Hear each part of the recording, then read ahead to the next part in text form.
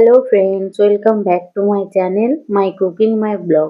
আপনারা সকলে কেমন আছেন? আশা করি খুব ভালো আছেন। আমি খুব ভালো আছি, আলহামদুলিল্লাহ। চলুন আজকে আপনাদের সঙ্গে শেয়ার করব হাঁসের মাংস কষা রেসিপিটা। দেখতে থাকুন আমি কিভাবে বানাচ্ছি, খুব ঘরোয়া উপকরণ দিয়ে। সবের প্রথমে দেখুন আমি একটা মশলা বানিয়ে নেব, যেটার জন্য আমি নিয়ে নিয়েছি এখানে কুচানো পেঁয়াজ, শুকনো লঙ্কা, 2 থেকে 3 চামচ জিরে আর অল্প একটু ধনে। এটা আমি পুরো পেস্ট করে নিয়েছি মিক্সিতে, তার সঙ্গে বেটে নিয়েছি আদা রসুন। এখানে দেখুন হাঁসের মাংস খুব ভালোভাবে ধুয়ে নেওয়া হয়েছে আর খুব ভালো সুন্দর পিসগুলো করা হয়েছে, আমার ফুফুমা করে দিয়েছে। এবারে হাঁসের মাংসের মধ্যে আমি দিয়ে দেবো আদা রসুন বাটা, আর যে মশলাটা করেছিলাম জিরে ধনে শুকনো লঙ্কা পেঁয়াজ, সেটাও দিয়ে দিলাম। এটাকে আমি ম্যারিনেট করে রাখবো, তার জন্য এই সব মশলাগুলো আমি এখন দিয়ে দিচ্ছি। দেখুন কি কি আমি দিচ্ছি।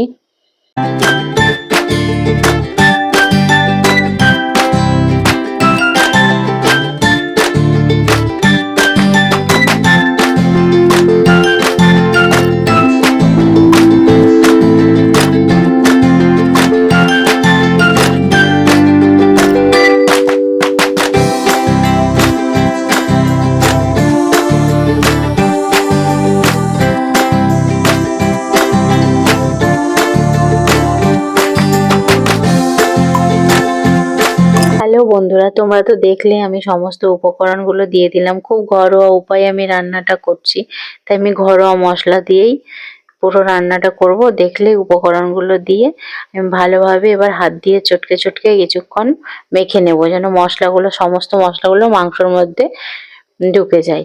এবার এবার তোমরা দেখো আমি এখানে একটা পাত্র নিয়ে নিয়েছি, আর এই পাত্রের মধ্যে পুরো ম্যারিনেট করা মাংসটা রেখে আমি পুরো সেট করে দেব। ঢাকা দিয়ে এটাকে আমি এক রাত্রি ফ্রিজে রেখে দেব, কারণ এটা আমি আবার রান্না করব কালকে সকালে। তো চলো এখন আমি এটাকে ফ্রিজের মধ্যে দিয়ে দিই।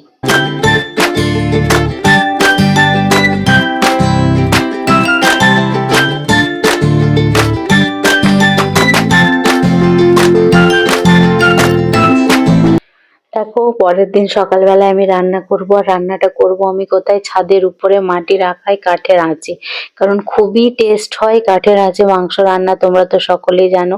তো আমরা যেহেতু শহরে বাস করি, আমাদের তো আর নিচে কোনো আঁখা নেই, তাই আমরা ছাদের উপরে শখ করে একটা আঁখা বানিয়েছি, মানে মাটির উনান। তো চলো এখানে দেখো আমি এখানে সমস্ত কিছু দিয়ে দিলাম। তেলও গরম হয়ে গেছে, তো এর মধ্যে এলাচ গোলমরিচ দারচিনি সমস্ত কিছু দিয়ে তারপরে তেল গরম হয়ে যাওয়ার পরে আমি পেঁয়াজ দিয়ে দিলাম। এবার পেঁয়াজটা আমি একটু লাল লাল করে ভেজে নেব, আর এখানে অল্প একটু রসুন কুচিও দিয়ে দিয়েছি। তো পেঁয়াজটা ভাজতে থাকি।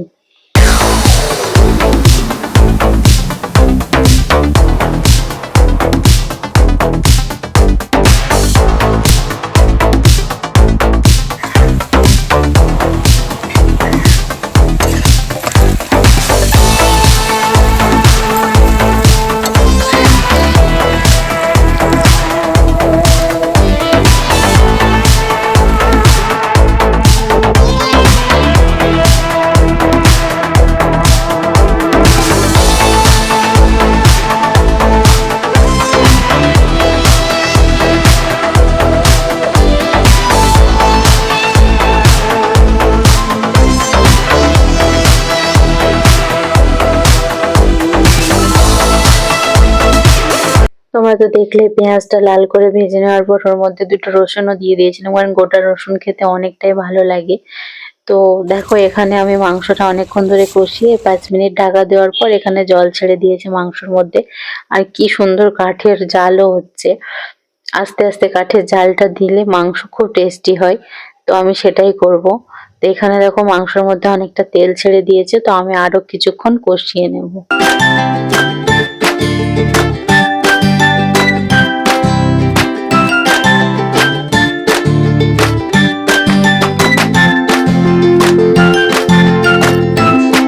আমি এখন এখানে দিয়ে দিলাম অল্প একটু লঙ্কা গুঁড়ো আর গরম মশলার গুঁড়ো। এটা দিয়ে ঢেকে কিছুক্ষণ কষিয়ে নেব। চলো তোমাদেরকে দেখিয়ে দিই মেঘলা মেঘলা দিনে আমাদের ছাদের আশেপাশের পরিবেশটা কেমন। আমার একলা আকাশ থমকে গেছে রাতের স্রোতে ভেসে, শুধু তোমায় ভালোবেসে আমার দিনগুলো সব রং মিছে তোমার কাছে এসে, শুধু তোমায় ভালোবেসে।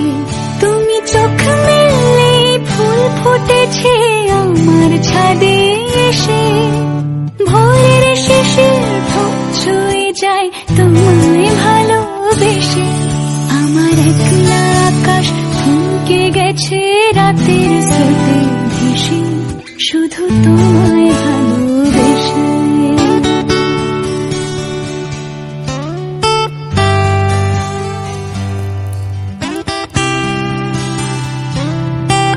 আমার এই ছাদের পরিবেশটা কেমন লাগলো অবশ্যই কমেন্ট করে জানাবেন। আমরা ছাদে কোনো গাছ রাখতে পারি না এই কারণে হনুমানের অত্যাচারে, মানে কিচ্ছু হনুমানে রাখে না, তার জন্য ফুলের গাছ লাগালেও একটাও রাখবে না, সব খেয়ে নেয়।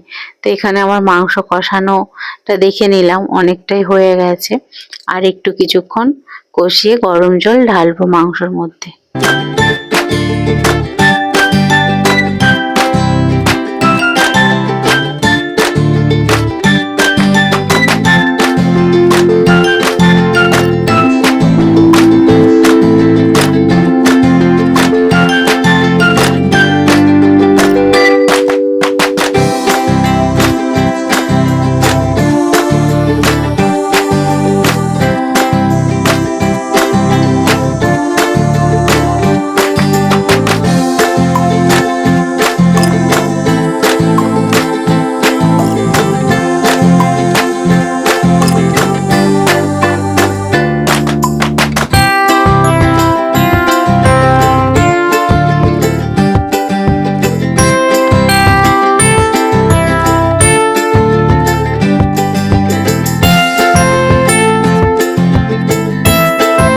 কাঠের হালকা আঁচে 30 মিনিট বসিয়ে রাখার পরে দেখলাম মাংস পুরো সিদ্ধ হয়ে গেছে, আর ঝিটি ঝিটি বৃষ্টি পড়ছিল, তাই আমি নিচে নিয়ে এসে হালকা একটু এখানে খাওয়ার আগে গরম করে নিচ্ছি মাংসটা। এক ঝাল সমস্ত কিছু একদম পারফেক্ট হয়েছিল, খুবই টেস্টি হয়েছিল। আমার বরের তো খুবই ফেভারিট হাঁসের মাংস কষা।